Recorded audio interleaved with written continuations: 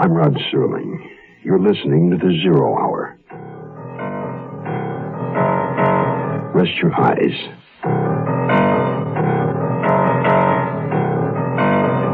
Exercise your imagination. This week, Tobias Wells' neo-Gothic tale of small-town terror. A Die in the Country. Starring Peter Marshall, Susan Strasberg, and Andrew Duggan.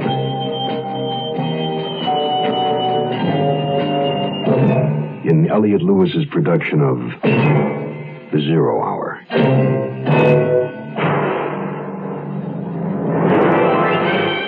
The Mutual Broadcasting System presents The Zero Hour. Sponsored in part by Quaker State Motor Oil and Beech Nut Chewing Tobacco. This is The Zero Hour on Mutual Radio.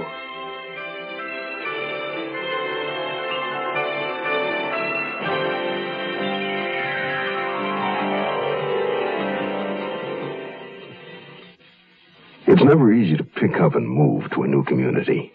There's always a necessary period of adjustment. Young Boston detective Newt Severson and his wife Brenda are now in the process of adapting to their new surroundings. They've just moved to the quiet suburban town of Wellesley to await the birth of their first child. They've settled into a recently remodeled 3-story Victorian house with a small patch of New England woods on one side and Miss Mercy Bird, mystery writer and the town recluse, on the other. Directly across the street lives Wellesley's most prominent citizen, Town Selectman Rudolph Wharton, subject of current gossip concerning the recent desertion of his wife. As Detective Severson soon learns, Wharton is being harassed by a series of anonymous poisoned pen letters accusing him of his wife's murder. Back at his desk at the Boston police station, Newt Severson finds that Precinct Captain Granger has a further crime report from Wellesley. Newt Severson is beginning to question the advisability of his move to the country, and he is yet to meet the rest of his neighbors. A Die in the Country will continue in a moment. VISTA means Volunteers in Service to America. I started out as a business major in college. I graduated as a business major. I got into VISTA because I wanted to really do something. I chose this as my line, and when getting into it, it changed my whole life. I went through cultural shock. I found out what types of people really need the help and what's really happening in our country in the back areas. There is so much to be done, but I could say that if a person anywhere has an interest in doing something, there are programs for them. VISTA is one viable means, but there's so many ways of really getting involved with people. VISTA gave me my first start to work with the problems happening in this country and to really get down to earth and work with the people that need it. Volunteer for VISTA. VISTA is one part of action.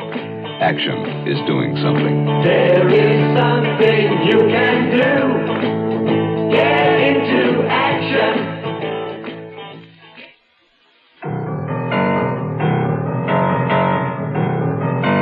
As if the threatening letters sent to Rudolph Wharton weren't enough. Now we had even more to worry about.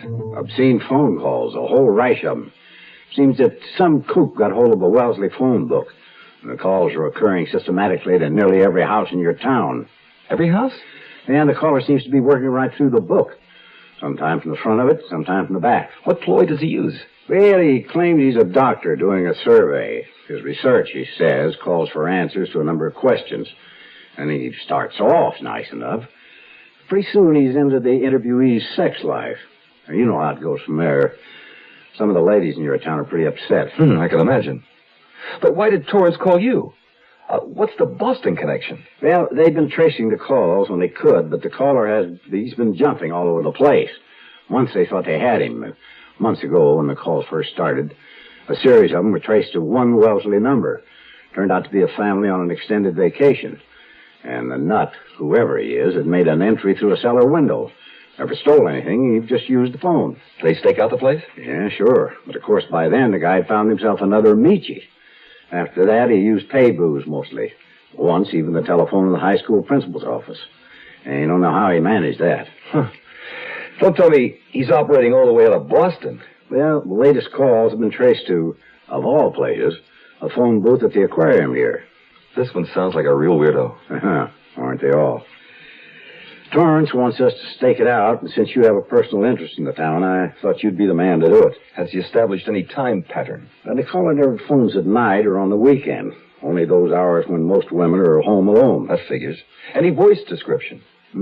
Nobody seems to agree. So maybe there's more than one nut at work. Anyway, he could be young, he could be old. Any chance, do you think, that he might really be a doctor? There can be a twisted mind in any profession. You know as well as I do, anything's possible. Yeah. It's what my wife calls a cop's suspicious nature. She's already accused me of looking at everybody in Wellesley as a suspect. Poison pen letters, obscene phone calls. Sounds to me you have reason to. So I waited out the day at the Boston Aquarium. But Wellesley's elusive sex nut continued to be the one that got away. At Captain Granger's suggestion, I stopped by on my way home to report to Police Chief Torrance of the Wellesley force.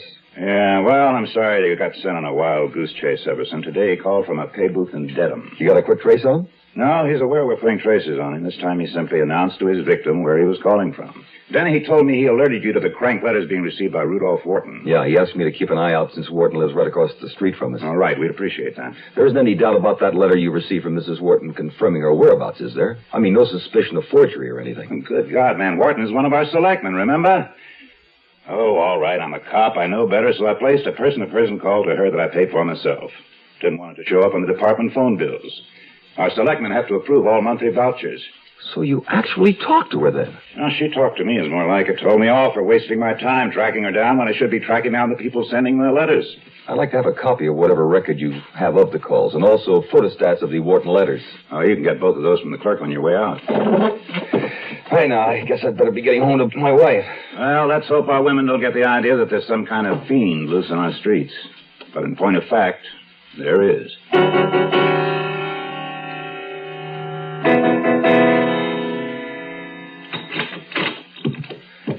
It's me, honey. In the living room, Newt. Come on in and meet Mrs. Farley. The Farleys in the house catty-corner across the street.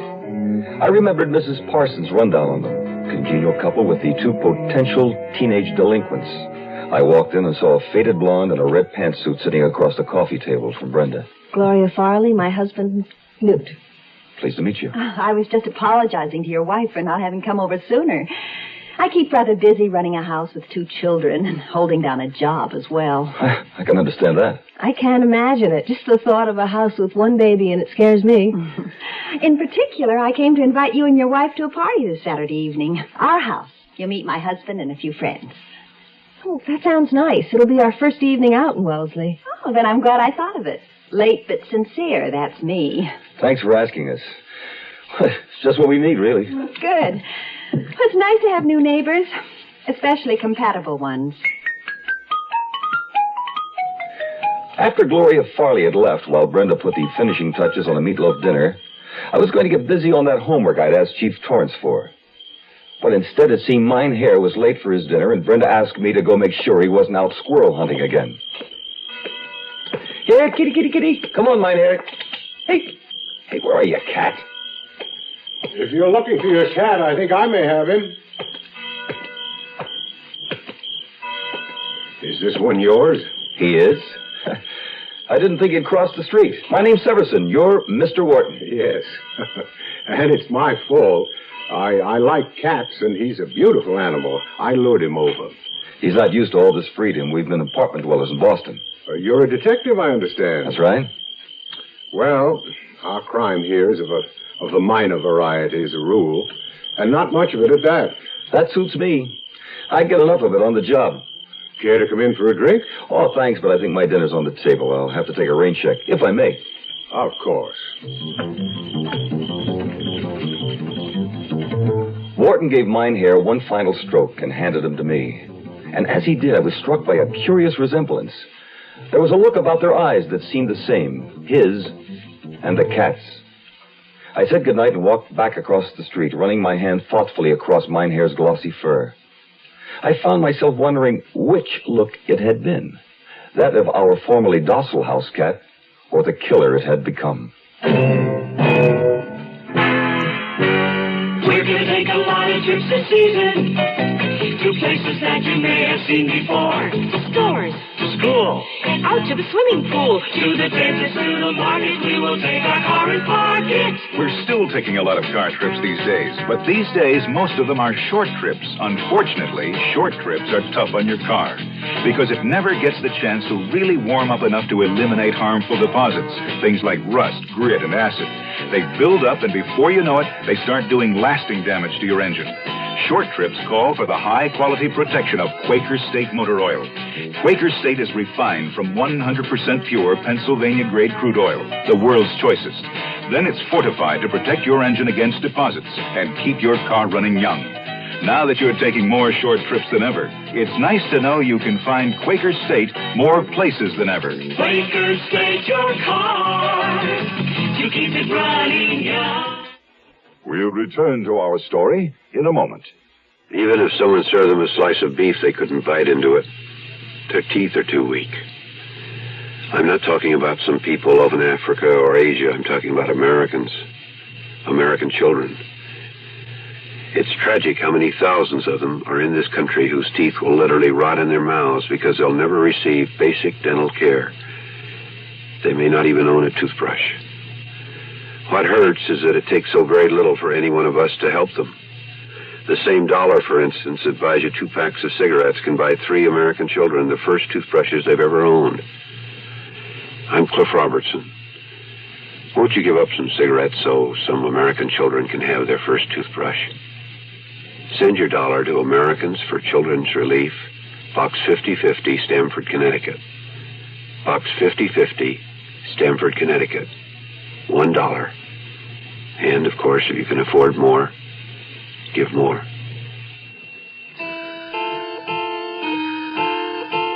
Chief Torrance was right about the obscene phone call list. It was hard to find a handle. I charted the calls on a calendar and didn't come up with anything beyond my own frustration. I thought I had a thread, 4 calls on consecutive Mondays from a pay booth outside the Wellesley Railroad Station between the hours of 8:30 and 9:30. Could be a commuter.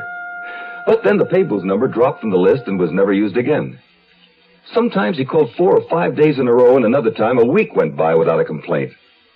Of course, maybe that was only a time when those women he called hadn't bothered to report it. That was too often our problem. On the one hand, there were the cranks who bothered us about nothing, and on the other, there were always those who came up against real crime and kept it a big, dark secret, even from the police. By the time Saturday night came, I was ready for that party at the Farleys and curious about who was going to be there. Hello, Jefferson. Come in and name your poison. Gloria Farley beckoned us into the high-ceiling living room and gestured us toward the bar set up on top of a baby grand piano. Obviously, the Farleys were more drinkers than music lovers, and, as it turned out, drama buffs. All of the people invited were members of the local little theater group, a kind of unisex couple appropriately named Chris and Christine, a second couple, the Kletz, Harvey and Angel, and Dolly Celine, a buxom redhead who instantly established her status as a widow in a plainly seductive tone of voice. Then we briefly met the Farley children, Delilah and Greg. I say briefly because they were both obviously eager to get out of the house. Perfectly normal for 2 teenagers when their parents are throwing a party. However, Gloria Farley was perturbed with them for rushing off in front of company. Delilah, I want you home at a decent hour, do you hear? And Greg, don't be in such a hurry. Please drive slowly. Do you have your house key? Oh, shit. They never want to stay home anymore. Oh, here's Arlen, my husband. There was a sudden whir of a motor, and we followed Gloria Farley's gaze to the top of the stairs. At that moment, a chair device came gliding down the staircase bearing Arlen Farley, a big-chested man with a full head of wavy white hair and a wide smile that revealed a mouthful of sparkling white teeth. At the foot of the stairs, he rose from the chair and walked toward us. I had a coronary last year, and the doctor recommended this chariot. It's kind of fun, and it makes a great entrance. Very impressive. These are our new neighbors, Arlen, Brenda and Newt Severson. I'll fix your ginger ale. Thanks, honey. Yeah, I had to get off the hard stuff. Cigarettes, too, the penalty for a misspent youth. Gloria tells me you're a cop. Detective. Boston Police. What's your business? Prosthetics, false teeth. If you ever need a pair of choppers, I'm your man. For goodness sake, I'm sure we have more interesting things to talk about than false teeth. I do. I bet no one can guess what happened to me the other day. All right, then. I'll tell you. Got one of those dirty phone calls. Oh, Dolly, how awful. Oh, maybe it wasn't so awful. Maybe Dolly enjoyed it. Oh, don't pretend to be so shocked, Gloria. I did enjoy it for a while until, well, he did go a little too far. You mean you just hung on and let him keep talking to Well, you? at first I thought he was legitimate. He said he was a doctor. Dr. Venable, he said. Mrs. Celine, Dolly, please, Mr. Severson. did you report the call to the police? Why, no. Should I have? When did you say this happened? Exactly. I mean, can you remember? I guess it must have been the day before yesterday, sometime in the afternoon. I certainly don't remember the time exactly. It wasn't that important. What did he say to you? I mean, why did you think it was legitimate? Well, first he asked for Robert, my late husband, you know. His name's still in the directory.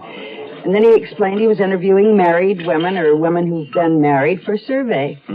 What kind of questions did he ask? Yeah, Doll, what kind of questions did he ask? Arlen, this isn't funny. To start with, just ordinary questions, like how long I'd been married and how long we'd dated beforehand, just things like that. And then what?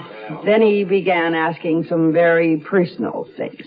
I mean, he wanted to know every little detail. I'll bet. So finally I asked him, is this necessary? And he said, oh, yes, it's a very important part of the survey. And you bought that? I explained that all the information I was giving him would be fed into a computer and be strictly anonymous. And then he told me if I'd answer all the rest of his questions, he'd put me on his paid subject list. He said persons who are particularly helpful to him get paid. I'll bet. Arlen, will you stop saying that? So then you answered all the rest of his questions, Yeah, some. Good God, Dolly, how could you? Perfectly strange man over the telephone, doctor or not. I admit, they finally got so bad I said to him, look, what are you? A dirty old man. And, what did he say to that? There was a long silence. I thought I'd made him angry, and then suddenly he laughed. He had quite a pleasant laugh, and he said, Mrs. Celine, I'd like to meet you. Dolly, you didn't. Well, of course not. I told him that I wasn't going to answer any more questions either, not even for money. Then did you hang up on him? Finally. No. He thanked me and hung up himself. He thanked you? That was nice. He did have a pleasant laugh. He really did. Maybe he was legitimate. What kind of speaking voice did he have? Can you describe it? Deep. Kind of silky. Well, to put it plainly, he had a sexy voice.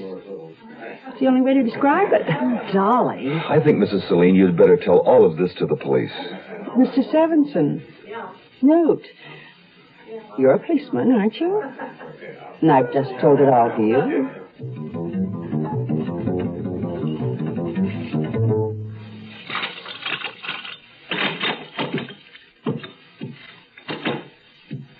Oh, what a dreadful woman. You mean Mrs. Celine?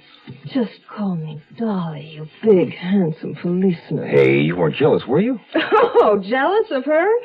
Imagine going on and on with that kind of telephone conversation. Honey, she's a widow without a man. She must be very lonely. Oh, she wasn't lonely tonight. You spent practically the entire evening with her. I wanted to find out all I could about the phone conversation. I'll bet.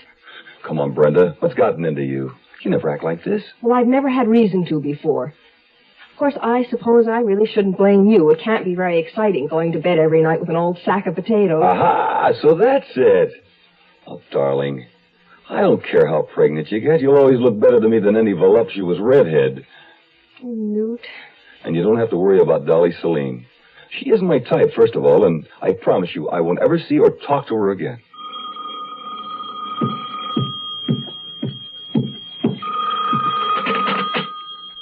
Hello? Oh. Yes, what is it, Mrs. Celine? Dolly?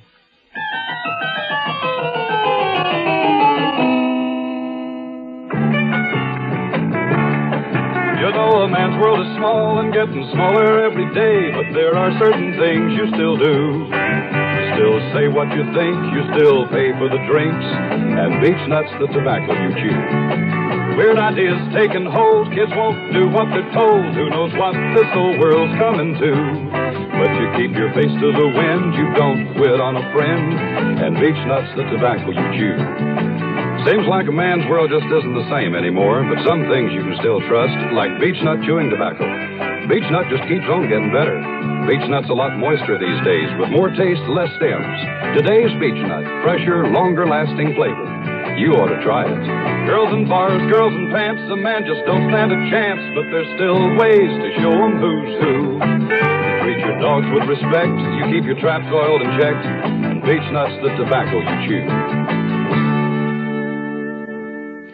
The Zero Hour continues after this. This is John Bartholomew Tucker. Your body does a lot of talking. It tells you you're hungry. It lets you know you need water. It may warn you a stroke is on the way. These are some of stroke's warning signs. Sudden temporary weakness or numbness of the face, arm, or leg. Temporary difficulty or loss of speech. Sudden temporary dimness or loss of vision, particularly in one eye. An episode of double vision. Unexplained headaches. Temporary dizziness or unsteadiness. If you notice one or more of these signs, see your doctor. This year, over 200,000 Americans will die of stroke. Don't let one of them be you. Ask your Heart Association for further information about stroke and how to prevent it. Helping you to feel better and live better longer is just one of the services of your Heart Association. Give to your Heart Fund.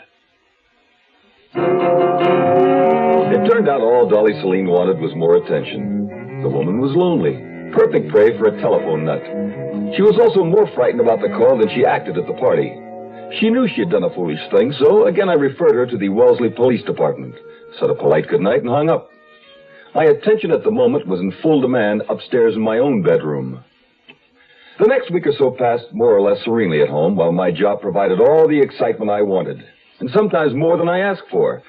When I got home tonight, I was really ready to put my feet up with a beer.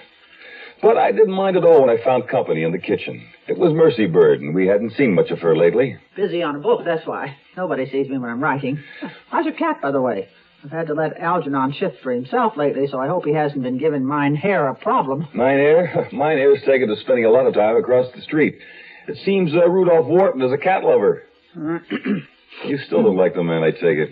How can you not like a man who looks like Cary Grant on The Late Show? Well, like they say, you can't judge a book. The man's no good. My mother died in his rest home, you know. I didn't know that. Mm-hmm. The place is okay, isn't it? I mean, good doctors, good care. And bloody expensive. But I'm not saying anything against the doctors. It's Rudolph Wharton I blame. That doesn't seem fair. Well, you don't know the man like I do.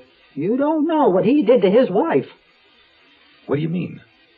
What did he do to his wife? Well, she was a Mayhew, you know. There was Ernestine and her sister Eulalie, and their father, Clarence Mayhew, owned half this town in his day. You mean that's how Wharton acquired all his property? Exactly. By marrying Ernestine Mayhew. But there's nothing wrong with that. It's what happened to Ernestine Mayhew that I'm talking about. She was a gay, lively thing until she married that one. Then she changed. Changed? How? Well, she changed completely. She became quiet and somber. Quiet and somber as a grave.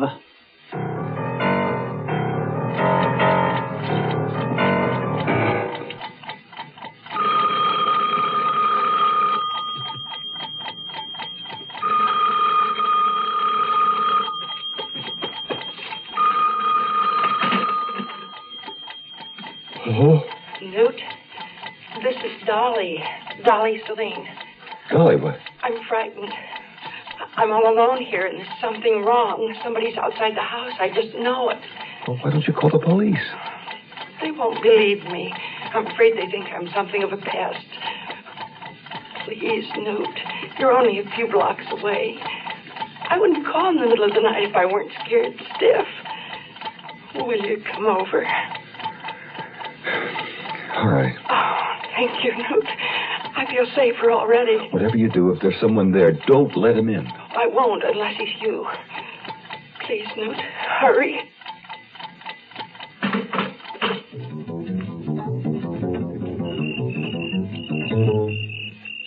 The house looked completely dark. I thought maybe Dolly Celine had given up and gone to bed.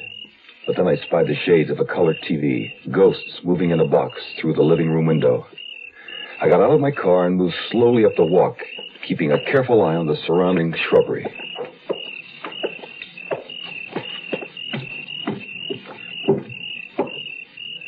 It was so dark I couldn't see where the doorbell was, so I knocked. Mrs. Celine? Mrs. Celine? No, Ray. Mrs. Celine? No. No. Please. Dolly, I can't see you. Something moved on the floor. A sifting of shadows. I felt along the wall, found a switch and flicked it. The hall light came on and I saw her. Dolly Celine lying on the floor, dark splotches on her face and arms, bruises and blood. Blood redder than her hair. He came, Newt. The telephoner. He came.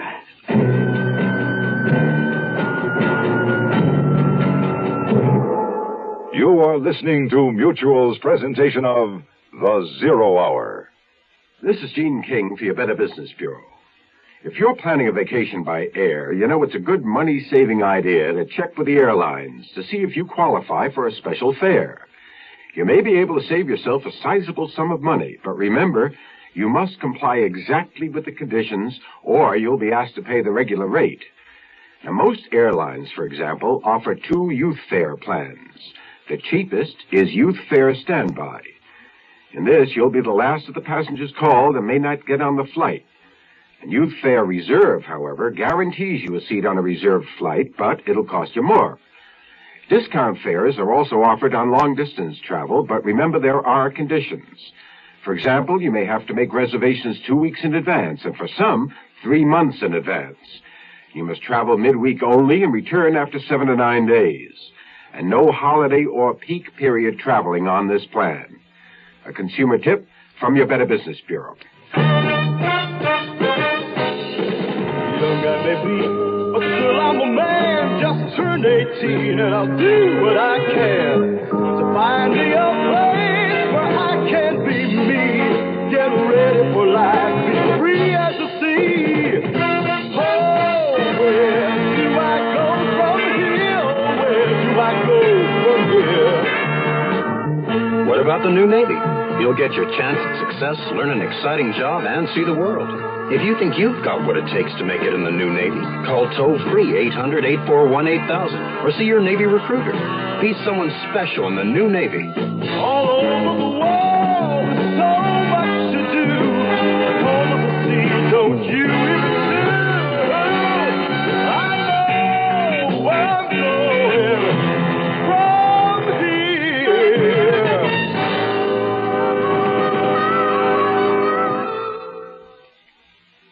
Tomorrow at this time, rest your eyes and listen here to this week's continuing study in suspense, A Die in the Country. I'm Rod Serling, and this is The Zero Hour.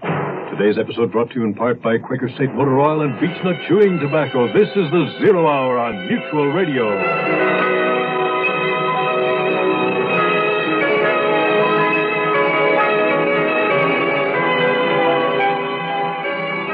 You have been listening to The Zero Hour, a presentation of the Mutual Broadcasting System in association with Hollywood Radio Theater, heard every weekday at this time. Rod Serling is your host. Zero Hour is produced and directed by Elliott Lewis. The Hollywood Radio Theater theme was played by Ferranti and Teicher and is now available on United Artists Records and Tapes. Hugh Douglas speaking. Tune in tomorrow. And once again, rest your eyes and listen here to The Zero Hour.